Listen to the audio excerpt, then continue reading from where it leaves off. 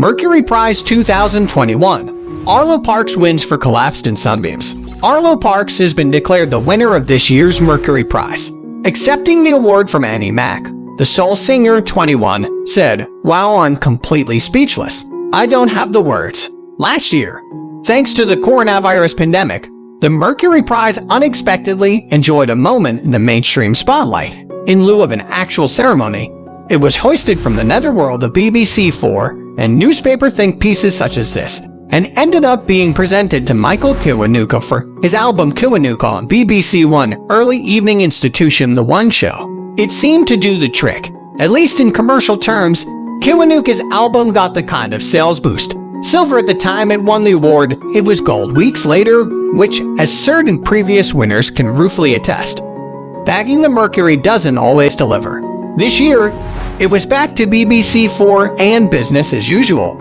Although a flicker of the previous year's spotlight remained, The One Show broadcast a film about the prize, but alas failed to canvass the opinion of their studio guests, H and Claire from Steps, as to whether they preferred Black Country. New Road to Floating Point's collaboration with Pharoah Sanders. That seemed a shame. Like last year's winner, Arlo Parks' Collapsed in Sunbeams has thus far sold well rather than spectacularly.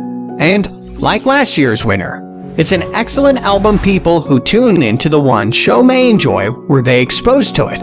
Its sound, which flits between vintage soul, what would once have been called trip-hop, and shadings of alt-rock guitar, is commercial without ever succumbing to standard pop cliches or blandness. It was the bookies' favorite, although its victory didn't seem as cut and dried as that may suggest. Gets Conflict of Interest and Wolf Alice's Blue Weekend are impressive career highs. Berwin's raw, moving performance at the ceremony itself underlined what a striking and idiosyncratic artist he is. Salt's entitled Rise is an album that is brilliant and entirely of the moment. Any of them could have won without causing any consternation. Although Salt's desire for anonymity, they didn't turn up to the ceremony nor contribute a video in lieu of a performance, does make you wonder exactly who the organizers would have presented the award to had they won. But the fact that it was a strong field doesn't detract from how good Collapsed in Sunbeams is. Parks and her collaborator Gianluca Buxalotti write songs with an effortless melodic fluency, and Parks' voice is fantastic, warm and conversational, devoid of the grating mannerisms and showy over-singing that bedevils 21st century pop.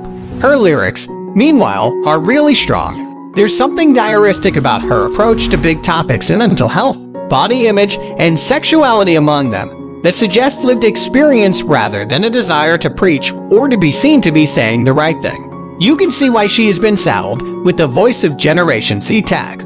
But Collapsed in Sunbeams has a tenderness and ease that precludes it ever sounding painfully earnest or worthy.